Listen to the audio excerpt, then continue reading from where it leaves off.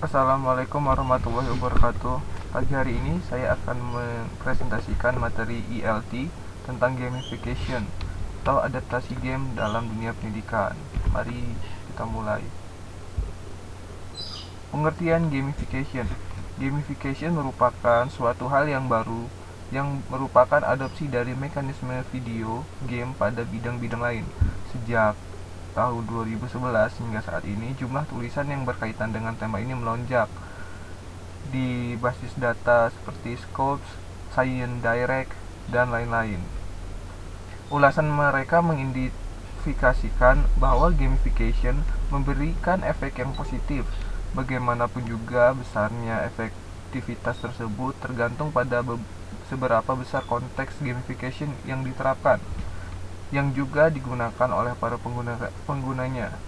Oleh O'Donovan dan kawan-kawan tahun 2013 melalui pula game daring yang didesain olehnya, beliau berusaha untuk meningkatkan kehadiran dosen, pemahaman materi, skill dalam memecahkan masalah, dan antusiasme dengan memberikan poin XP yang diterapkan berdasarkan pada ketercapaian materi. Antusiasme mahasiswa dapat diraih.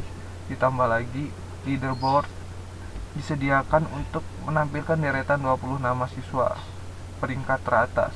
Bahkan untuk 10 mahasiswa terbaik memenangkan kaos yang berlogo game tersebut. Uji coba tersebut membuktikan keaktifan mahasiswa dan dosen meningkat. Jadi gamification ini dapat meningkatkan antusias dari mahasiswa dan dosen. Karakteristik dasar gamification menurut Erin, Glover, Kapp, dan Donovan tahun 2013. Points. Pada beberapa game menyebut bahwa istilah experience point XP merupakan imbalan untuk tindakan baik maupun buruk. Poin dapat digunakan untuk mendai peningkatan dan dapat digunakan untuk membuka konten yang terkunci.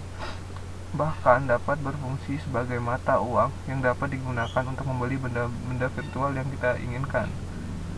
Jadi XP atau experience points itu sangat berguna di game. Badges merupakan emblem atau lencana digital yang kita peroleh apabila telah berhasil menuntaskan misi atau tantangan tertentu. Badges merupakan pita, trofi, atau lambang lain. Pemain biasanya mendapatkan badges untuk mengukur pencapaian di skill tertentu yang dimaksudkan pada game.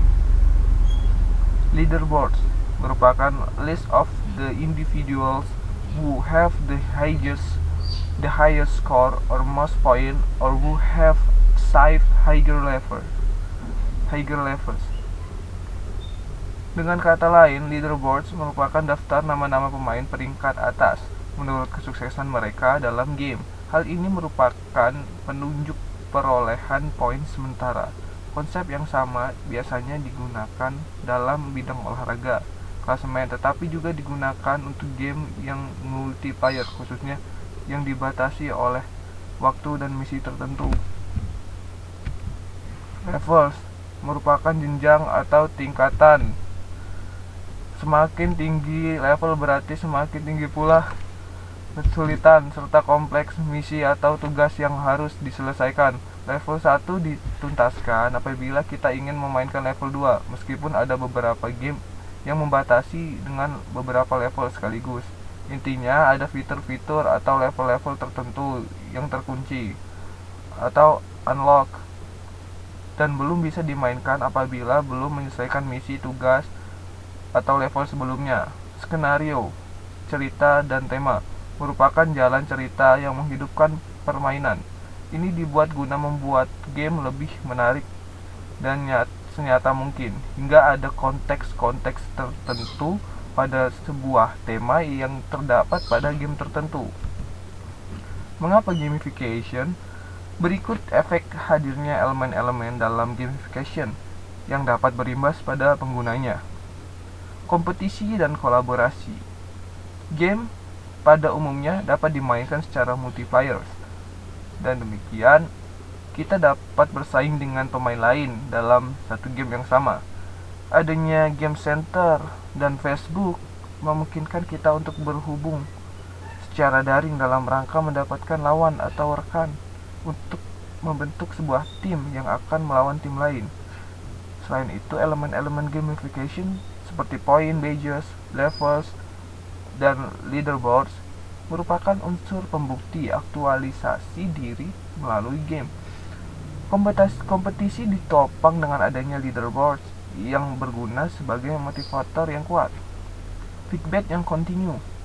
Feedback sangat dibutuhkan untuk mengetahui hasil atau imbas dari aktivitas pekerjaan yang kita lakukan. Bagaimana yang telah kita lakukan dengan benar dan bagian mana yang perlu dibenahi. Selain itu, feedback juga dapat berfungsi ganda sebagai motivator yang dalam dunia pendidikan kita kenal dengan istilah penguatan. Bentuknya dapat berupa verbal maupun non-verbal. Dalam kenyataannya, saat mengkoreksi atau mengevaluasi hasil kerja siswa dibutuhkan beberapa waktu, hari, bahkan minggu. Pilihan dan kesempatan dalam proses pembelajaran di kelas, siswa terkadang tidak difasilitasi dengan berbagai model belajar yang dapat mereka pilih sesuai dengan karakteristik mereka. Kebebasan inilah yang dapat kita dapatkan dalam game. Sebagaimana telah disebutkan bahwa game terdiri dari berbagai level dan misi yang harus diselesaikan dalam game. Kita dapat memilih segala opsi yang ada karena 100% kontrol permainan ada di tangan pemain. Investasi dalam kekalahan atau kegagalan. Kegagalan seringkali menjadi momok bagi peserta didik. Jawaban yang kurang tepat atau kegagalan dalam sebuah tes bisa menjadi pemicu menurunnya antusiasme dan motivasi mereka dalam belajar. Bertolak belakang dengan hal tersebut, game bagi seorang pemain merupakan tantangan yang harus dilakukan atau ditaklukkan. Jadi kalau orang yang kalah dalam game, mereka mungkin gak seperti gagal dalam tes. Mereka bakal mengulang-ulang itu karena game adalah hal yang harus ditaklukkan atau dikalahkan.